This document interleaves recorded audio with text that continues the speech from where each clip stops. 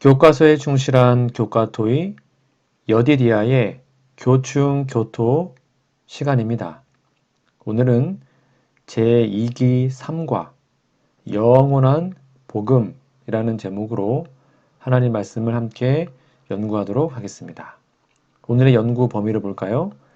계시록 14장 6절에서 12절, 고린도전서 15장 1절에서 4절, 로마서 3장 24절에서 26절, 베드로전서 1장 18절에서 20절, 마태복음 28장 19절 20절, 사도행전 1장 8절 말씀입니다. 성경 연구 범위를 꼭 읽어주시면 감사하겠습니다. 기억전입니다. 또 보니 다른 천사가 공중에 날아가는데 땅에 거주하는 자들 곧 모든 민족과 종족과 방언과 백성에게 전할 영원한 복음을 가졌더라. 계시록 14장 6절 말씀입니다. 기억절 노래 들으시고 이어서 말씀 연구를 진행하겠습니다. 2기 3과 또 보니 다른 천사가 공중에 날아가는데 땅에 거주하는 자들 곧 모든 민족과 종족과 방언과 백성에게 전할 영원한 복음을 가졌더라. 요한계시록 14장 6절.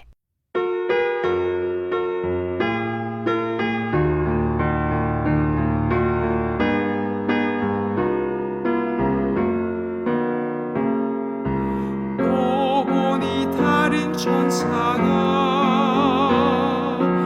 공중에 날아가는데 땅에 거주하는 자들 곧 모든 민족과 종족과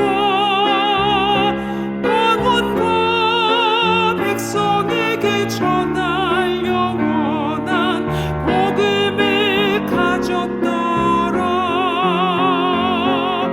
계시록 14장 6절.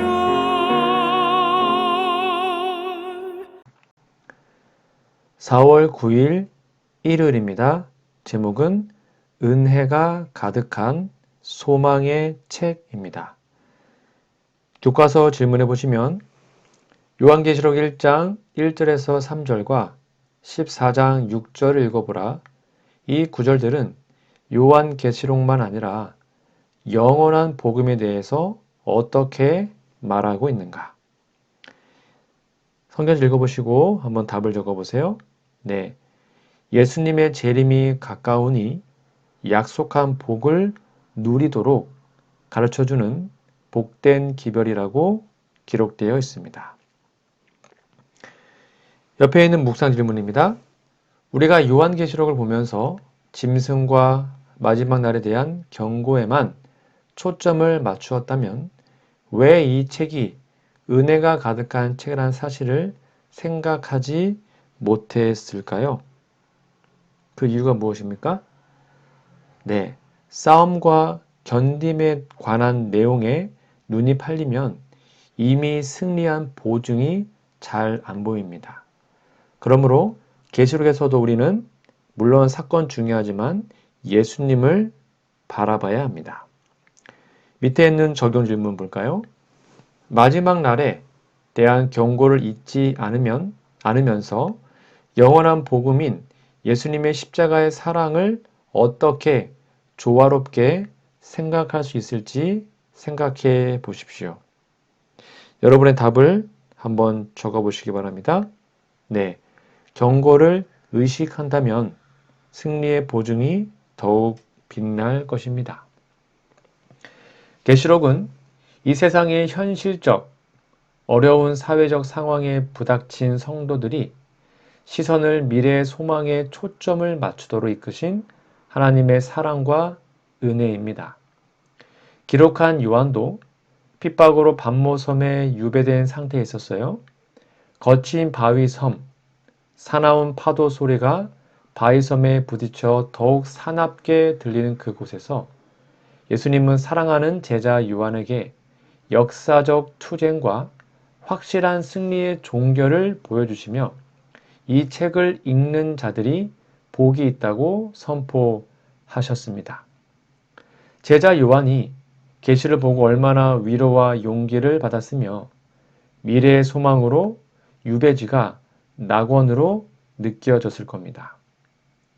오늘날 요한 같은 핍박의 사회는 아니지만 진리대로 생활하는 것이 만만치 않은 사회 환경과 현실에서 계시록의 약속을 읽으면서 공부하면서 영원한 승리를 미리 누릴 수 있지 않겠습니까? 상징과 은유가 많아서 직설적인 이해가 쉽지는 않지만 분명한 것은 주님의 백성들이 새 하늘과 새 땅을 유업으로 받는다는 것입니다. 이 땅에서는 전혀 감도 잡히지 않는 세상입니다. 우리가 예수님을 믿고 진정으로 거듭났으면 그 땅은 이미 얻은 것입니다.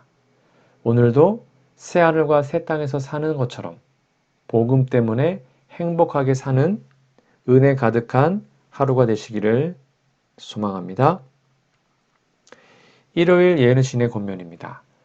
계시록은 현재와 장래의 행복을 위한 그리스도의 증언. 그리스도의 증언, 가장 엄숙한 특징을 가진 증언이 세상에 증거되어야 한다. 요한계시록 전체를 통하여 가장 귀중하고 고상한 약속들이 있고 그리고 거기에는 가장 두렵고 엄숙한 의미를 가진 경고들이 있다. 진리의 지식을 가지고 있노라고 공언하는 자들이 그리스도께서 요한에게 주신 증언을 읽지 않을 것인가? 여기에는 아무런 억측도 없고 과학적인 기만도 없다. 여기에는 우리의 현재와 장래의 행복에 관한 진리들이 있다. 교회 증언 8권 302페이지에 있는 말씀입니다. 4월 10일 월요일입니다. 제목은 영원한 복음. 교과서 질문해 보시면 고린도전서 15장 1절에서 4절, 로마서 3장 24절에서 26절, 로마서 5장 6절에서 8절 읽어보라. 이 본문들에서 영원한 복음은 어떻게 제시되는가? 여기에 우리를 위한 어떤 놀라운 소망이 나타나 있는가? 조금 본문이 많지만 다 읽어보시고 한번 답을 적어보세요. 예수께서 우리를 영생하도록 모든 것을 다 이루셨다고 계시하고 있습니다. 옆에 있는 묵상 질문입니다. 영원 전부터 그대를 위한 계획을 준비하시고 영원한 복음을 주시는 하나님의 사랑에 대해 깊이 묵상해 보시기 바랍니다. 한번 여러분 답을 적어 보실까요? 하나님의 형상대로 지은 사람이 사탄에게 포로되었을 때 다시 하나님의 형상을 회복한 아들로 받아들이는 것은 영원 전에 이미 하나님 속에 있었습니다. 밑에 있는 적용 질문입니다. 심판과 전도, 그리고 예언, 이 모든 주제를 어떻게 영원한 복음의 의미 가운데에서 이해할 수 있을지를 생각해 보십시오. 한번 답을 적어보시면 좋겠습니다. 네, 심판은 세상을 사망의 세상이 되게 한 사탄과 그의 추종자들을 영원히 우주에서 소멸하기 위한 것이고 그 결과 하나님의 자녀들은 다시 영생의 행복을 누리게 하십니다. 이것이 복음의 내용입니다. 복음은 하나님과 그의 아들에 관한 내용이죠. 로마서 1장 1절로 3절에 기록되어 있습니다. 창조주 여호와 하나님께서는 자기 형상과 같은 사람을 창조하셨는데 그것은 하나님의 아들을 낳으셨다는 것과 같습니다. 그 아들이 사탄의 유혹에 빠져서 아버지를 떠나서 사탄의 아들로 가버렸죠. 그러나 창조주 하나님은 없는 것을 있는 것 같이 부르시고 죽은 자를 살리시는 분이십니다. 그러니 잃은 아들을 찾는 것은 당연한 일이 아니겠습니까? 이것이 복음입니다. 그래서 창조주이신 말씀 하나님께서 사람으로 세상에 오셔서 사탄의 아들이 된 사람에게 너희 원래 신분이 나와 같은 하나님의 아들이라고 가르치셨고 이제 말씀 하나님, 즉 예수님이 사람이 되셔서 이루신 사망 처리와 부활로 드러낸 생명을 얻으면 다시 새 에덴 동산에서 새 하늘과 새 땅에서 살게 된다고 약속하셨습니다. 이것이 복음입니다. 이것이 언약이고 영원한 복음임을 여러분 꼭 기억하시기 바랍니다. 월요일 예내신의 권면입니다. 모든 빛이 한꺼번에 비추어지는 것은 아니다. 그러나 그것은 우리가 감당할 수 있을 만큼 온다. 하나님의 뜻에 대한 지식을 갈망하며 찾고자 하는 마음은 결코 만족할 수 없으며 그들이 더 깊이 찾으면 찾을수록 그들은 자신들의 무지를 깨닫게 되고 자신들의 눈멀었음을 발견할 것이다. 높고 고상한 성취를 이해하는 것은 사람의 능력을 초월한 것인데 만일 그가 사람의 노력을 모든 지혜와 능력의 근원이신 하나님의 은혜와 결합시킨다면 그는 이것을 이룰 수 있을 것이다. 교회 증언 4권 446페이지에 있는 말씀입니다. 4월 11일 화요일입니다. 제목은 은혜의 이야기인데요. 교과서 질문해 보시면 요한계시록 13장 8절과 베드로전서 1장 18절에서 20절을 읽어보라. 이 성경절들은 구원의 계획에 대해 무엇을 가르쳐 주는가? 한번 읽어보시면 답이 있습니다. 네, 정답은 간단합니다. 이 모든 것들이 구원의 계획이 창세 전에 세우신 계획이라는 사실을 말해주고 있습니다. 옆에 있는 묵상 질문 볼까요? 에베소서 1장 4절 읽어보십시오. 창세 전에 당신이 그리스도 안에서 구원을 받도록 그리스도 안에서 택함을 받았다는 것은 어떤 의미이겠습니까? 여러분의 답을 한번 적어보시기 바랍니다. 네, 모든 피조물은 그리스도 안에서 존재하게 되었습니다. 아담과 그의 후손도 그리스도 안에서 하나님의 아들이 되게 하셨죠. 지금도 그리스도 안에 있으면 하나님의 아들이 됩니다. 이것이 창세 전에 예정된 것입니다. 구원 문제는 창조주이신 여호와 스스로 계신 그분 안에 언제나 해결되어 있는 문제였습니다. 여러분 여호와라는 뜻 이해하시죠? 그 이름의 뜻은 스스로 존재하는 분입니다. 스스로 계시기 때문에 스스로 있는 자라는 뜻의 이름, 여호와라는 이름을 취하실 수가 있는 것입니다. 스스로 있는 자. 스스로 있는 자가 아니면 이런 이름을 가질 수가 없어요. 그러므로 우주에 존재하는 것은 생물이든지 무생물이든지 다 여호와 하나님의 창조로 존재하게 된 것들입니다. 그런데 여호와 이외에 어떤 존재가 여호와와 상관없이 존재한다고 주장하면 자기도 여호와라고 말하는 것이 되겠죠? 이렇게 주장하는 자에게는 여호와 하나님이 자신의 이름을 걸고 여호와가 창조해준 그 존재를 여호와께 돌려달라고 그리고 존재하라고 하시죠. 그런 주장자가 자신의 존재를 즉 생명을 여호와께 돌려주면 그는 존재가 사라집니다. 그렇죠? 그것이 바로 심판입니다. 누구든지 여호와 하나님 없이는 생명과 존재를 유지할 수 없다는 것을 진정으로 고백하고 그를 다시 생명으로 존재하게 해주겠다는 말씀을 믿고 하나님께로 돌아오면 그는 생명과 존재를 확보하게 됩니다. 이게 구원입니다. 그러므로 영원하신 여호와 하나님 안에 이미 구원 문제가 해결되어 있었어요. 그것을 나타낼 수 있는 사건이 바로 복음의 핵심입니다. 여러분, 이미 우리는 창세전에 구원받도록 택함을 받았습니다. 그 구원을 거절하지 않기를 간절히 바랍니다. 화요일 예언신의 권면입니다. 영원한 복음은 재림 직전에 전파됨. 이 예언을 보면 심판에 대한 경고와 거기에 관련된 기별을 전한 다음에 이어 인자가 하늘 구름을 타고 강림하신다. 심판이 가까웠다는 선포는 그리스도의 재림이 임박했다는 것을 공포하는 것이다. 그리고 이 선포를 영원한 복음이라고 부른다. 그러므로 그리스도의 재림에 대해 전도하고 그 재림이 임박했다는 것을 선포하는 일이 복음 기별의 매우 중요한 부분임을 나타내고 있다. 실물 교훈 227페이지에 있는 말씀입니다. 4월 12일 수요일입니다. 제목은 온 세계에. 계시록 14장 6절을 다시 읽어보라. 영원한 복음 선포의 범위는 어디까지이며 그 대답이 교회의 부르심과 그의 사명에서 또 우리 자신에게 중요한 이유는 무엇인가?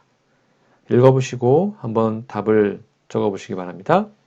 네, 땅에 거주하는 모든 자들에게 선포해야 합니다. 마지막 진리 교회가 이 사명을 수행해야 하죠. 우리가 바로 그 구성원임을 기억해야 합니다.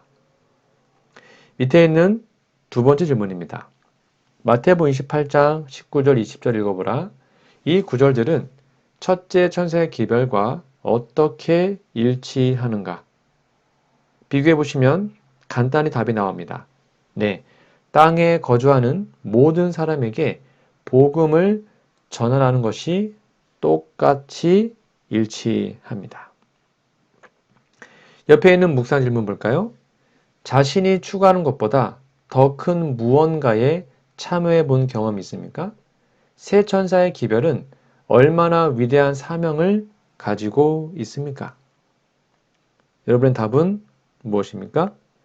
네, 온 세상에 전파되어야 할 복음이기에 세계적 사명을 가지게 된 것입니다.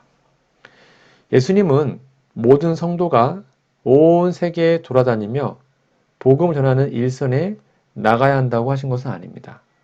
그래서 성령께서 오시고 교회를 조직하셨습니다. 교회는 예수님의 몸이고 그 머리는 예수님이죠. 성령님은 교회를 운영하시는 분이십니다. 그래서 선교하여 지역마다 교회가 설립되어야 하고 지도자가 교회를 살펴야 하죠. 이렇게 해서 모든 민족에게 온 세상에 복음이 전파됩니다. 예수님 이 사실에 대해서 내가 진실로 진실로 너희에게 이르노니 나를 믿는 자는 내가 하는 일을 그도 할 것이고 또한 그보다 더 큰 일도 하리니 이는 내가 아버지께로 감이다라고 말씀하셨습니다. 온 세상에 설립된 남은 자손의 교회들은 이 복음을 전파하고 있습니다. 우리도 우리가 전파할 수 있는 범위 안에 때를 얻든지 못 얻든지 이 복음을 전파해야 하고 들은 사람들을 잘 양육해야 합니다. 그러려면 먼저 사명자들이 된 성도가 스스로 말씀의 사람이 되어야 하고 그렇도록 배우고 깨닫고 증거해야 하는 것이죠. 여러분, 온 세계에 복음을 전파하는 사명, 우리가 해야 할 일입니다. 수요일 예능신의 고면입니다. 복음 전파는 재림의 날을 촉진함. 그리스도께서는 그날이 언제 이르게 될는지 우리에게 알리신다. 그분은 온 세계가 다 회개할 것이라고 하지 않으시고 이 천국 복음이 모든 민족에게 증거되기 위하여 온 세상에 전파되리니 그제야 끝이 오리라고 말씀하셨다. 온 세상에 복음을 전함으로 우리 주의 강림을 촉진시킬 능력이 우리에게 있다. 우리는 하나님의 오시는 날을 바라볼 뿐만 아니라 그 날을 재촉해야 한다. 시대소망 634페이지에 있는 말씀입니다. 4월 13일 목요일입니다. 제목은 선교운동. 교과서 질문해 보시면 요한계시록 14장 6절, 사도행전 1장 8절, 마태복음 24장 14절 읽어보라. 이 구절들에서 어떤 유사점을 볼 수 있는가? 다 읽어보시고 한번 답을 적어보세요. 네, 바로 온 세상 모든 사람에게 복음을 전파하라는 것이 같은 유사점으로 기록되어 있습니다. 옆에 있는 묵상 질문 볼까요? 요한계시록에 나타난 온 세상의 기별을 전하는 새 천사의 모습과 땅 끝까지 널리 기별을 전해온 재림교회 저자 복음의 힘찬 발걸음을 생각해 보자. 한번 여러분 답을 적어 보시기 바랍니다. 네, 현재 등록된 재림교인 수가 약 전 세계적으로 2천만 명이 조금 더 된다고 합니다. 그런데 세계 인구가 78억인데 너무 초라하죠? 그러나 235개국 중에 약 210개국 이상에 전파되었다는 것은 놀라운 일입니다.